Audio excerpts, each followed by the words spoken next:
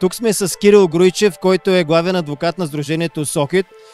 И днес той спечели една награда, която е за цялостен принос за неговата работа в взаимоотношенията между хазартните компании, държавните институции и така нататък. Кирил, какво може да кажете за вашата дейност като цяло и какво означава тази награда за вас? Първо, за мен това е огромно признание от страна на организацията и на бранша за работата, която сме свършили през последните 3 години, откакто съществува организацията. Имам предвид СохИДБ. Организацията беше създадена в едни много трудни за бранша времена. Това беше времето точно след началото на COVID-пандемията, особено офлайн операторите, на практика тяхната дейност беше блокирана. Бяха времена пълни с неизвестност, с неяснота какво ще се случва и в този момент ние решихме с господин Милен Тотев, с Гаврил Четрафилов и още няколко човека да учредим тази организация. Те да я учредят, аз да им оказвам правна помощ и съдействие, тъй като тогава спешно трябваше да се инициира комуникация с държавните органи, с регулатора. Същевременно по това време се случваше и реорганизацията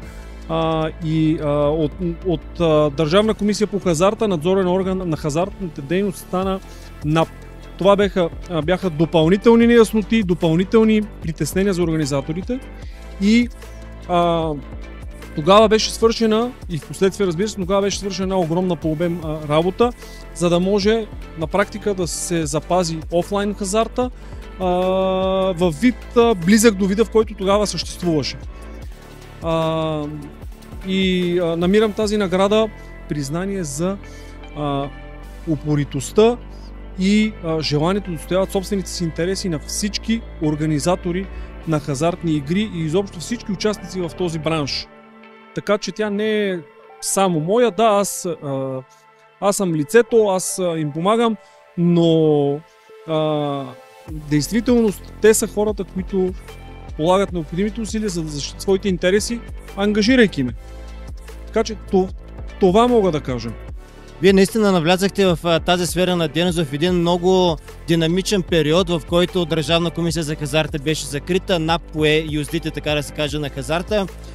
Със сигурност началото е било много трудно, но как се работи в момента с държавните институции? Олекнаха ли вече нещата? Създаде ли се тази необходима комуникация и връзка между оператори, държава и така нататък? Или все още има нещо, което смятате, че трябва да бъде подобрено?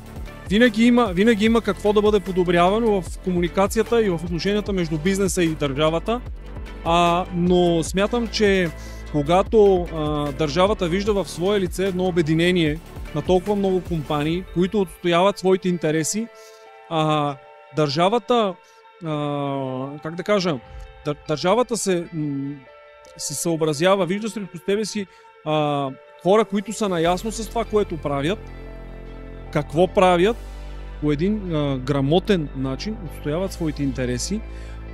Държавата, така е по-лесно и за държавата. Когато има един изразител на интересите на целия бранш, какъвто се явява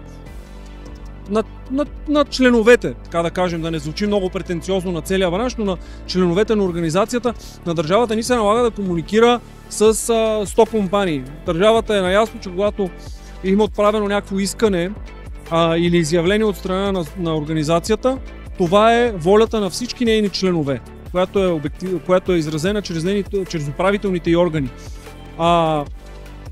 Много по-лесно вече се работи.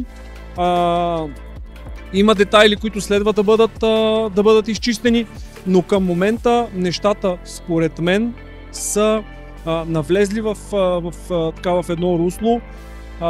Случват се, така да кажа. На фона на това, което беше от 2020-2021 година, всички организатори тогава изпитаха трудностите с бавното административно обслужване. Същевременно обаче организаторите подходиха с изключително голямо разбиране към това, че на практика в НАП, с новосъздадената дирекция в НАП, която да осъществява надзор върху хазарта, бяха стоварени едни правомощия и задължения, които хората, работещи в тази дирекция, до този момент за тях това беше нещо абсолютно ново.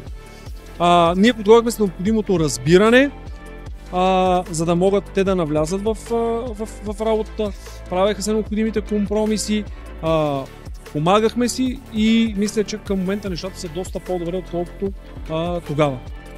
Хазартният бранш е един много строго регулиран юридически и административно бизнес, така че работата ви като адвокат в тази сфера и в другите дейности нещо по-специфично ли е, по-трудно ли е или за един адвокат законите са във всички сфери са равни? Не са равни, тъй като хазарта на всички е ясно, че е по-особена стопанска дейност, навсякъде по света, подчинява се на по-строги, обикновено на по-строги регулации. Голямо предизвикателство е това, че тези строги регулации трябва да бъдат, организаторите трябва да се придържат стриктно към тях.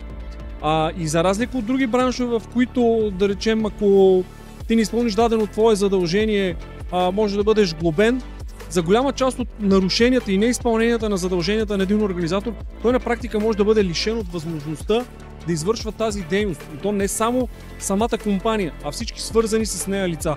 Това са специфики на нашата нормативна уредба, които намирам за недостатъчно, за неудачни, но към момента такава е уредбата, ние сме длъжни да се съобразяваме с нея и да бъдем изключително внимателни, когато кандидатстваме за лиценз, когато упражняваме дейността си, нямаме право на грешка. По отношение на изрядността на хазартните оператори, хазарт е най-строго регулирания бизнес в България, както от гледна точка на данъчното облагане, тъй като докато за всички други е позволено да, или поне не би било толкова проблематично да забавят плащания на данъци, при хазартните оператори такова нещо е недопустимо. Хазартните оператори дали всеки месец или на 3 месеца трябва да декларират и да платят своите данъци. Иначе са изправени пред угрозата да им бъде отнет лиценза. И смело мога да заявя, че няма хазартна компания, която да не е изряден платец към държавата и да не изпълнява стриктно своите задължения, не само за да плаща данъците си, но и да плаща осигуровките на своите работници и служители. Може би